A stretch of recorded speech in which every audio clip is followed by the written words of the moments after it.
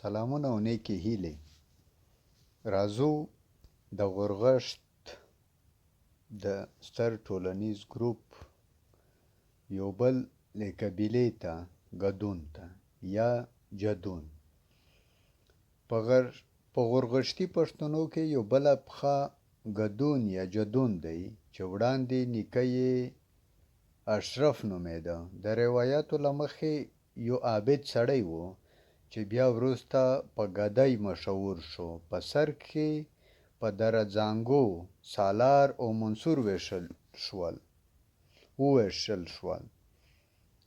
له یوې خوا پښتانه د خپلمنځي جګړو له بابته او له بلې خوا د هند ګورګینیانو معنا د جهانګیر د واکمنۍ چارواکو د تیري له بابته ځینې قومونه ډېر زیانونه وګالل چې د لزاک د بېلګې په توګه یادولی شو. په دغه لړ کې د لزاکو په ځمکو میشت شول چې بیا ورو ورو د اباسین څنډو ته ورسېدل. د سالار څانګې پورې تړلې ځینې پښې دا دي: سلیمانزي، اتوزي، مدخورزي او له دوی سربیره عیسی خیل، عبدالرحیمزي، محمد خیل او په پای کې دولت خیل او اود خیل دي. دا رنګ د منصور پښې پورې تړلي قومونه یا خیلونه متیزي، دولتزي، خورزي او له دوی راوروسته عمرزي، خلیلزي او نور یادولی شو. ښاغلي طالبي په خپل کتاب پښتني قبیلې کې ډاګیزه کړې چې ګدون یا جدون د اباسین په لویدیځ او د مهابند غره په برخه کې میشته دي. د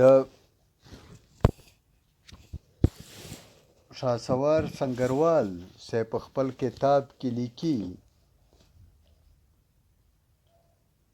چې ما خپله دا سیمه ته ورغلی یم او دا د جدون چې په کومه سیمه کې آباد دي هغه ما په خپله کتلې ده. یو شمېر ګدونیان په اوسنۍ بورهان او کشمیر کې استوګن دي، خو له بده مرغه چې د بورهان یو شمېر پښتنو خپله ژبه پښتو هېره کړې ده او په پنجابي ګړدود غږیږي. له دې سربیره د دې قوم په اړه پښتانه د تاریخ په رڼا کې آیت افغاني په کتابونو کې هم یادونه شوې ده.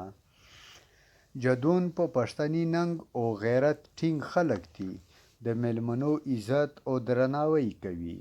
همداراز دوی په خپلواکۍ مین خلک دي. کله چې په 18مه عیسوي پیړۍ کې سیکهانو د دوی پر سیمه برید وکړ نو دوی پر ډېر میړانه ورسره وجنګېدل. په دغه وخت کې د جدونو مشر سخي جان جدون و چې د خپلې سیمې نه یې په میړانه دفاع وکړه او بیا د سیکهانو له لاسه د ستر ملي مبارز په شهادت ورسېدو.